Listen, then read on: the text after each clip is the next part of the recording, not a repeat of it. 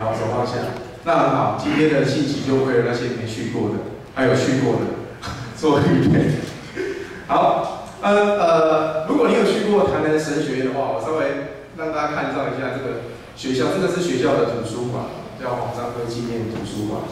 那这个在2019年的时候，那这个图书馆落成。那可是每次到了台南神学院，如果弟兄姐妹到台南神学院或是到台南去的话，那经过这个图书馆，那其实我们门口呢有一块很大块的石头，但那个石头上面呢，就是不是因为那个石头大块，而是那个石头上面写了一个大家觉得很奇怪的字，然后写的红红的字，好像是在深渊一样，就是它是写干关哦。那台语这个解释就是好像你有受了什么委屈，然后他会讲这个干关嘛。那所以通常很多弟兄姐妹来到神学院之后，他就会说，神学院是不是受了什么委屈哦？然后这个用了一颗这么大的石头，然后上面写的干关3个字哦。那其实这个干关它是跟我们第一任的这个台湾的院长黄章辉牧师有很大的关系哦。所以我们刚刚说这个图书馆叫什么图书馆？黄章辉纪念图书馆。黄章辉纪念图书馆。所以其实这个石头上面写的这些这些字，其实是跟黄章辉牧师他生命的经验有很深的关系跟连结。那到底他生命当中发生了什么故事？那黄章辉牧师他在当念神学以前哦，他是这个当时候在日本时代，他是在日本的东京帝国大学毕业。那个是日本的第1名的学校。那有一次，也不是有一次，他毕业的时候，当他坐船要从日本，然后搭船回来台湾的时候，那他在船上呢遇到他的弟弟黄明辉。那他的弟弟那时候是什么身份？他的弟弟那时候是刚好台中一中毕业，然后去日本毕业旅行，然后也要结束之后也要回来台湾，也是搭船。然后他们兄弟俩在船上呢就遇到，就很开心。然后因为他们黄章辉大概已经4年，他在日本4年的时间没有看到他的家人。那在船上刚好又遇到他的弟弟，那所以他们就碰面的时候，他们就很开心的聊着。可是过了一些时间之后，这个弟弟的带队教官黄明辉的带队教官就很大声的叫了他的名字，然后把他带走。这个时候，他们兄弟俩突然间意识到一件事情，就是他们犯了错。因为如果你没有犯错，这个日本教官他不会这样子做。那他们意识到他们犯了什么错，就是当他们在聊天的时候，他们很自然的用台语在聊天。那在日本的时代，其实特别是当时都所谓施行的皇民化的制度底下，其实在公众的场合，你必须要用国语聊天当时候的国语是怎么知道吗？日本语，就是你要用日语讲话，在公众的场合。所以他们2个突然间意识到说，他们犯错了，让他们太开心的用台语在聊天。所以当下黄章辉那时候还不是牧师他就穿着他很正式的这个日本东京帝国大学的正式的学士服，然后他说他去找这个教官行大礼跟他道歉，因为他在公众的场合犯了错。虽然这个事情后来就因为这样而平息，不过对黄章辉牧师来讲，这样的生命经验，他说他产生了深深的干关的情绪在他的生命当中，因为他认为一个人的母语，他是没有办法用法律或是用武力去从一个人的身上来挪去。他说当这个母语被挪去的时候，就好像这个人他的人格是一个不完整的人格。所以他说在他的生命里面产生了这种很深刻，我们说到刚刚看到那个字干关的精神。那其实这个干关的感受，其实相对的，他也带领黄章辉牧师，当他成为了台南神学院第1任的院长的时候，那他开始认为做神学要跟这个社会的百姓要有连结。他说神学不是只有在空中飘，神学要跟这块土地做很深的连结。所以他认为神学里面不仅是要有基督，还要有台湾。那这个其实就是台湾基督长老教会非常重要的信仰的精神。那这样的精神其实也影响着台南神学院，就是当我们在做神学院，在我们在做神学的时候，我们常常会想到的是，我们要怎么样去回应这个社会的需要，回应这个社会的议题。所以，我们今天看到，当我们今天看到这个刚它其实就会从这样的精神里面，然后去产生一种为了回应社会的需要，然后他甘愿去为了这个土地来做一些什么样的事情的这样的精神。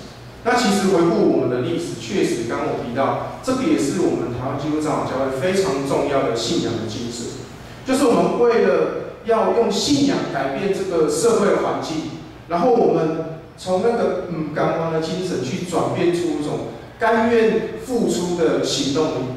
当我今天看到我们的敬拜团这么多的青年在参与服事，也让我感觉到这个是我们建成教会的希望。阿们。大家好像不太认同啊。那是我们建成教会的希望。阿们。那其实也是我们上帝的希望。当我们在这里敬拜的时候，不要忘了，同时有非常多的人跟我们一起在敬拜我们的上帝。不是只有我们在建成教会敬拜，我们旁边的北门教会他们也在敬拜，我们旁边的双联教会他们也在敬拜。这些时候都是我们同心在敬拜上帝的神圣的时刻。所以，我们今天看到这个刚湾的精神，它成为一个甘愿付出的行动能力。其实我们可以从我们过去非常多的信仰的前辈可以看到这样的例子。我今天要举一个很特别的例子。这个人谢伟牧师，去年2020年是他过世的50周年。他不仅是一个牧师，他同时也是一个医生。那甚至他可能行医的他同时具有这样的身份，他行医的时间比他做牧师的时间还要更长。他最后他是在就往医院的路上，然后发生车祸而过世。他非常年轻就过世了。那在去年我们的总会的档案馆有去过吗？一定也没去过，因为档案馆就在神学院旁边而已，所以你没有去过神学院，你也不会去过档案。我们总会的档案馆，那他们有一个就是纪念谢伟牧师的角钟他在当时候他除了在南投，然后在埔里，然后甚至到现在的台南，就是有一个北门屿的地方，然后这些地方当时北门屿最有名的就是有一个乌角病的纪念馆，欧咖啡那当时候他很多时候他是做这个医生的工作。那在一本这个谢伟日记里面，他的女儿提到说，他的父亲很常被受邀去很多地方分享。那他最有印象的他父亲的讲道篇里面，他说最有印象的一篇叫做“为主做工人”，就是为了主做愚笨的人，做愚拙的人。那因为其实，如果我们真的从谢尔牧师他一生被记录下来这些故事里面，我们会发现他确实是一个很不聪明的医生。那他多么样的不聪明，就是这个病人他来看病，那他最后把这个病人的来看病的钱再放回去他的药袋里面，因为他知道这个病人其实他能够来看医生，但是他没有钱可以坐车回到他的家。所以他几乎是义务的在帮这些人来看病。所以他的女儿说，他深刻的感受到他的父亲真的是为主做工人，为了主好像没有办法做一个聪明人的感觉。那从他的故事里面，其实我们要问的一个问题就是：什么是智慧？什么是愚拙的？这个也是今天的经文里面哥林多前书。保罗在跟哥林多教会他们在谈论的一个议题。那保罗他是愚笨的人吗？如果我们从这个圣经里面的记载，保罗他从小就接受这个犹太律法的教导，然后他对旧约圣经非常的熟悉，所以甚至他也成为当时候这些拉比或是这些经学士里面其中的一员。那他多么的热心！他热心到，如果你讲的超过了这个旧约的理解，他就会去逼迫你。所以他一开始他成为一个基督跟随者的逼迫者，所以我们可以看到，他看着司提反被石头打死，他认为司提反所讲的已经超过了旧约圣经所讲的道理。所以保罗他说他是一个，为什么他说他是一个愚拙的人？我们从看他被上帝呼召，在大马色被上帝呼召以后，他完全改变了他的想法，甚至他即使因为受苦，他也要去宣传耶稣基督的福音。我们如果看从这个哥林多前书的1章22节，我们一起来念好不好？因为犹太人求神迹，希利人求智慧，这太远了，中文。但是我若传定十字架的基督，对于犹太人来说是阻碍，对于外邦来说是愚拙。所以我们不小心报到台语了，没关系的啊。好，为什么？他说，对于犹太人来说是一个阻碍，对于外邦人来说是一个愚拙。如果我回顾这两个民族，当你想到犹太人，他是一个什么概念？你想到犹太人，马上会连接到这是一个很聪明的民族。那很多诺贝尔奖的得主，他的血统里面都有这个犹太人的血统。爱因斯坦他就是犹太人。那为什么一个这么样聪明的民族，他们要寻求神迹？事实上，他们从很多的神迹里面帮助他们这个民族可以重新站起来。出埃及的时候，他们经历过红海的神迹，他们也经历过耶利哥城倒塌的神迹。所以他们现在要寻求的是弥赛亚的神迹。那希利尼人就是我们说的希腊人。讲到希腊人，他们等于是文明高度发展的一个民族。因为如果提到很多有名的哲学家，比如说苏格拉底、亚里士多德、柏拉图，这些都是希腊人。他们的哲学到现在我们都还在成为一门学科，到现在我们都还有在很多的人去追求这些智慧的话语。可是他们为什么还在寻求智慧？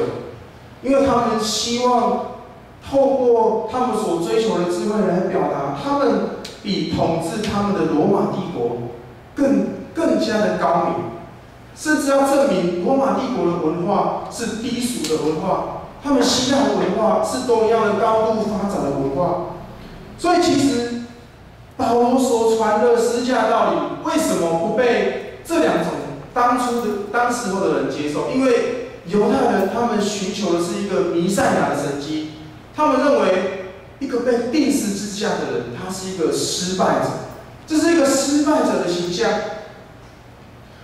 那我们今天是我们今天那个教会有很多主日，我们刚刚的报告里面，我们今天是什么主日？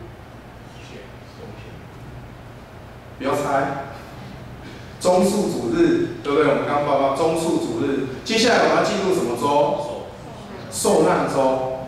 然后，当然我们也有这个礼拜也是我们教会这个追思清明追思的主日。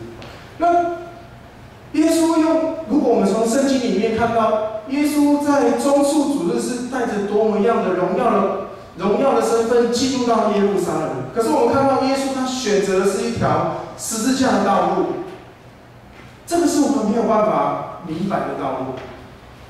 但是希腊人他们也不接受。为什么他们不接受耶稣？因为以他们当时候对于知识的探索里面，他们没有办法理解复活所带来的意义是什么。他们认为复活是一件很恶心的事情。为什么很恶心？因为他们认为灵性是至高的智慧。可是一个人他脱离了朽坏的身体，到达了一个灵性至高的智慧之后，他复活，他又要回到这个必朽坏的身体。对他们来讲，他们没有办法理解。但是保罗说，他即使遇到万般的阻挡，他还是要宣传耶稣基督，因为他知道十字架的救恩就是上帝的全能，也是上帝的智慧。在我们台南神学院的这个讲台上面，我们引用了约翰福音15章16节，耶稣所说的话。这一段话，他说：“主曰：非尔选我，乃我选尔，命而结实，而实恒在，则托我名求富者，可赐恶。这个其实是台语的文理版，注用归逆酸我，奈我酸逆，命逆结实，离时恒在，只托我名求白下，通恕逆。听得懂在讲什么？好，听不懂。解释一下，这个其实我们常常说，这是我们神学院的校训，台南神学院的校训。他说，主说，不是你们选我，是我选择了你们，命令你们去结果子。啊，这个果子因为是上帝命令的，所以这个果子它会永久的存在。所以当我们奉主的名向他求什么的时候，他就会赐给我们。这个其实是一段对于所有的服侍者一个很重要的提醒，就是我们可以服侍上帝，是因为上帝选择我们。我们常常以为我们今天假设你将来有意愿要去读神学院，你认为你在选择台湾神学院、台南神学院，还是其他的神学院？你认为这个去报名是你的选择？可是对于我们来说，每一种选择都是上帝的拣选。上帝拣选我们能够有机会成为他的服侍者。我们很常从我们自己的角度来看，例如像以赛亚，先知以赛亚，他说：“主啊，我在这里，请差遣我。”我们从自己的角度来看，都认为这样子是一种他自我的奉献。可是如果你从另外一个角度来看，从上帝的角度来看，其实不过是在这个世界上其中一个想要奉献给上帝的人。那上帝从上面往下看说：“这么多人要服侍我，我要选择哪一个？”大家都举手了，要不然就从你先开始好了。上帝的安排的服侍，其实是上帝为我们所拣选。你今天能够参与在教会的服侍当中，绝对不是你的选择，而是上帝拣选你。就像我今天一开始所问的，今天你来到这边听到这个信息，是上帝拣选了你，让你能够听到关于台南神学院的讯息。因为你这辈子从来没去过，所以你以后读书就会去台南神学院，知道吗？我发现这个台南可能对很多人来讲，可能跟旷野一样，这辈子从来没听过台南是什么地方。那其实，我觉得我常常鼓励很多年轻人，当你要有一个很安静，或是在你的生命当中，如果你有很多的事情要做，可是有很多的问题你想要问，很多信仰的问题我们都很想问，可是你有很多的事情要做，那你愿不愿意分别为圣，你的生命某一段的时间进入到一个让自己生命当中的旷野去操练你自己之后，从这里面去寻找生命答案的方式。我不是告诉你去寻找生命的答案，而是在那样的环境里面去找出一个如何寻找你生命答案的方式。这个就是上帝在我们每一个人生命当中不同的操练。那今天其实神学院很多时候我们都认为它背负的是为了这个台湾教会的服侍者，或者是培育这些服侍者的一个场域。可事实上，它也是一个我们的会友或是我们的信徒在培育自己一个很重要的场域。因为不是去神学院出来就是要当牧师，知道吗？神学院里面有很多不同的造就的体系，比如说我们有教会音乐，或者是我们有社工，那我们也是有单独就去念神学，念完之后他回到教会去成为牧师，很好的同工。所以其实不管上帝怎么样去呼召我们生命当中的某一个时刻，我想我们可以把这样的感动放在我们的心里面。其实我跟一节牧师、志远牧师他们的生命的经验，我们都很特别，我们都不是那一种出生就要准备要去念神学院的。他们都是工作过，我也是工作过。可是当我们被上帝呼召的时候，我不能说我们是放弃我们的工作，我可以说我们是选择要进入神学院。我觉得人生很多时候都在做不同的选择，对吗？选择题就是在做选择，是非题也是在做选择，就是你在选择对或错。那上帝在我们的生命当中给了我们很多可以选择的机会，我们要选择什么样的方式，我们认为是我们的选择，但是事实上是上帝已经选择了我们，他让你可以在你的学校里面，你现在所读的学校绝对不是偶然，他把你放在这个学校里面有上帝的计划，把你放在你的工作的场域有上帝的计划，将来如果他要呼召你进入到神学院，也是上帝的计划。但是每一个人不是只有念神学院才叫做呼召，而是你在你的工作，你在你的学校里面，都成为你生命当中的呼召。所以我也回应到我们这个我们吴院长他是去年就任我们南省的新的院长，他提到说，我们需要继续在这个世代做传福音的工作，这个也是我们每一个人的十字架。那难免你会因为传福音而受苦，会有这个刚弯的心情。不过我们要学习这个刚弯最勇敢的精神，然后才能为福音做好的征战。我一开始提到，邀请大家还没有去过神学院的，其实我们在今年的暑假之后，我们会有将近3年的时间要去整修我们的校园。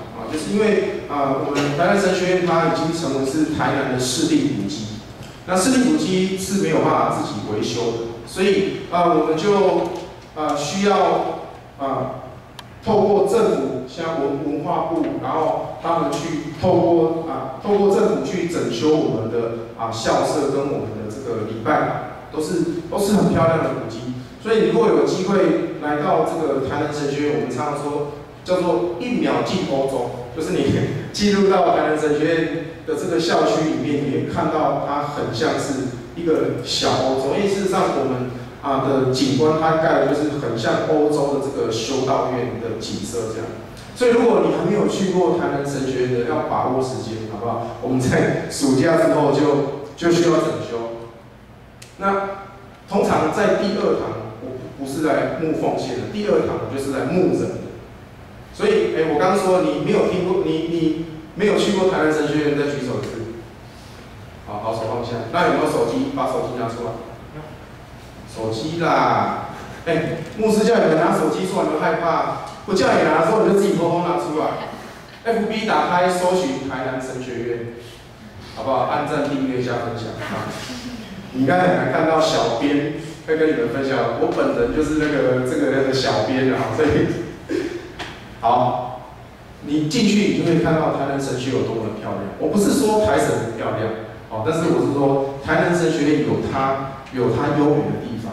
所以我也邀请你们有空走进旷野，让自己好好的休息一下。我想，不管你在哪一个地方选择你要做什么样的事情，都有上帝他安排的美意。按赞了没？我等一下检查看今天新增的赞吗？我等一下马上检查了。好不好？好，我们一起来祷告。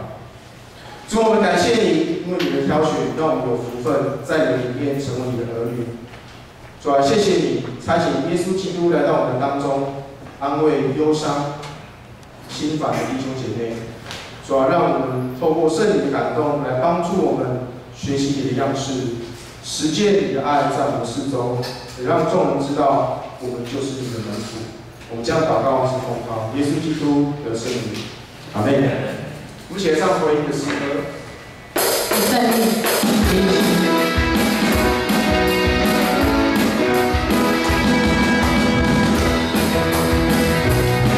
在这宣告主你是我的神，无人能形容你所自己的。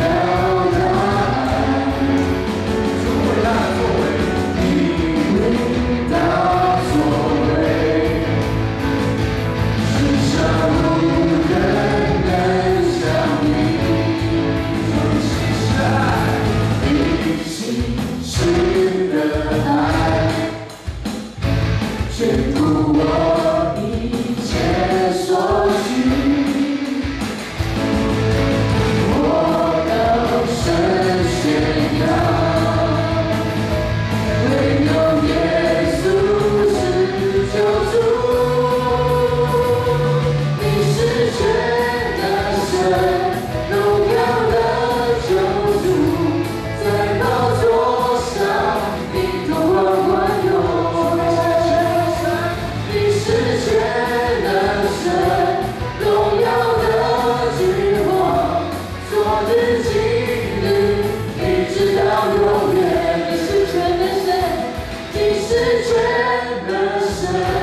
荣耀的救主，在宝座上，你统管万有。